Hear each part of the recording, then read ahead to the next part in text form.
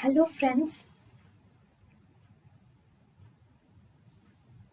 welcome to Creative Medicine. In this lecture, we will learn about Hello friends, identify the instrument. So what is this? You are seeing a stapler here. So this is a linear stapler, linear cutter. This is a linear cutter and this is transverse stapler. See, it is used to cut it like this and this is used to staple this structure. So this is linear cutter and this is transverse stapler. Okay, so this is about the things. So this transverse stapler is used to create a communication between these two.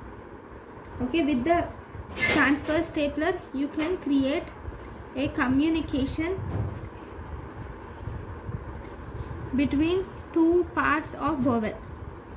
Okay, whereas with a linear cutter it will just divide the organ, it will just cut the organ along with simultaneously putting the staples. It will put the staples and cut the organ.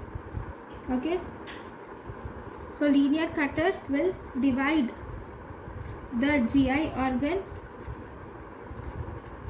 and puts double row of staples, parallel staples at one end. So this is linear stapler, linear cutter and transverse stapler. This is linear cutter, this is transverse stapler. Thank you. thank you and thank you for watching.